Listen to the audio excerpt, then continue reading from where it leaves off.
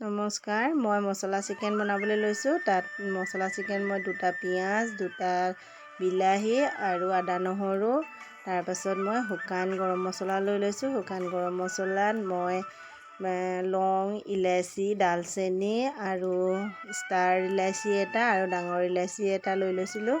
তাৰপিছত মই এটা পিঁয়াজ মই কাটি তেলতে দি দিছিলোঁ। ৰঙা হোৱালৈকে ভাজি মই চিকেনখিনি তাৰপিছত দি দিছিলোঁ। চিকেনখিনি দি মই ভালকৈ চিকেনখিনি ফ্ৰাই কৰি ল'লোঁ। মই চিকেনখিনি ফ্ৰাই কৰোঁতে একো দিয়া নাছিলোঁ তাত। তাৰপাছত এইখিনি পেষ্টখিনি দি দিলোঁ। মই পিঁয়াজ আৰু নহৰু, আদা গোটেইখিনি একেলগতে পেষ্ট কৰি ল'লোঁ। সেই পেষ্টখিনি মই এতিয়া দি দিছোঁ। তাৰপিছত মই মছলা দিছোঁ।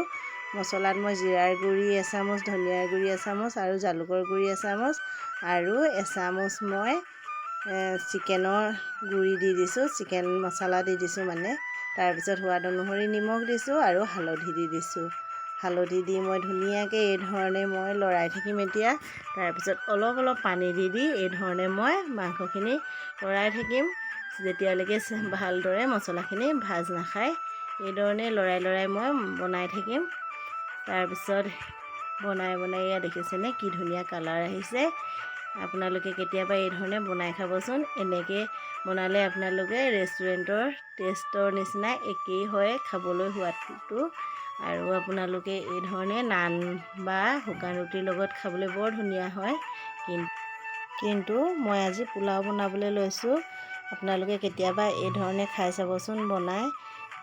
এনেকৈ বনাই খালে মানে আপোনালোকে ৰেষ্টুৰেণ্টলৈ খাবলৈ নগ'লেও হয়। ৰেষ্টুৰেণ্টৰ সোৱাদৰ নিচিনাই একেই হয়। মই আজি পোলাওৰ লগত খাম। পোলাও মই বনাবলৈ লৈছোঁ। পোলাও বনাবলৈ মই এটা গাজৰ কাটি লৈছোঁ সৰু সৰুকৈ আৰু কাজু অলপমান আৰু খিচমিচ অলপমান আৰু তাত মই গৰম মছলা লৈছোঁ। শুকান গৰম মছলা, ইলাচি, ডালচেনি, তেজপাত এইধৰণে মই লৈ লৈছিলোঁ। হ'লে যিখিনি ধৰি লওক পোলাও বনাবলৈ লয় সেইখিনিয়ে আৰু চবেইতো জানেই পোলাও বনাবলৈ।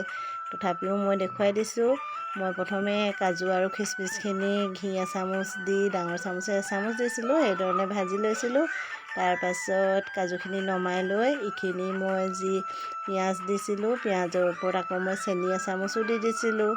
তাৰপাছত মই সেইখিনি দি ধুনীয়াকৈ ভাজি ল'লোঁ। গাজৰ দি দিলোঁ। তাতে আকৌ নিমখো অলপমান দি দিলোঁ মই পৰিমাণ অনুসৰি। তাৰপিছত ভাজি থোৱা কাজুখিনি দি দিলোঁ। তাৰপিছত মই এয়া দেখিছে নহয় মই ধুই থৈ দিছিলোঁ চাউল। মই বাচমতি চাউল লৈছোঁ। আপোনালোকে যিকোনো চাউল ব্যৱহাৰ কৰিব পাৰে। যেনেকৈ আপোনালোকে জহা চাউলো ব্যৱহাৰ কৰিব পাৰে বা আপোনালোকে ঘৰত যি চাউল খায় সেয়াৰো পোলাও হয় ধুনীয়া। সেইদৰেও সোৱাদটো ভাল লাগে। মই কিন্তু বাচমতি চাউলে ব্যৱহাৰ কৰিছোঁ। মই এতিয়া ধুনীয়াকৈ ভাজি ল'লোঁ। চাউলখিনিও ভাজি লৈ মই দুগিলাচ পানী দি দিছোঁ। পানী দি এয়া পোলাও ঢাকন মাৰি দিছোঁ। এতিয়া দেখিছেনে মই পোলাওখিনি এটা পাত্ৰত উলিয়াই লৈছিলোঁ। উলিয়াই লৈ মই পোলাওত সদায় ভাজোঁতে মই ঘিটো কমকৈ দিওঁ। কিন্তু নমোৱাৰ পিছত মই ডাঙৰ চামুচে এচামুচ মই ঘি দি দিছিলোঁ। ঘি দি ধুনীয়াকৈ লৰাই ল'ব। এনেকৈ পোলাও বনাই খাই চাবচোন। বিৰাট ধুনীয়া লাগে। বিৰাট টেষ্টি হয়। এনেকৈ বনাই কেতিয়াবা খাই চাব আৰু কেনেকুৱা লাগিলে ভিডিঅ'টো মোক কমেণ্ট কৰি জনাব।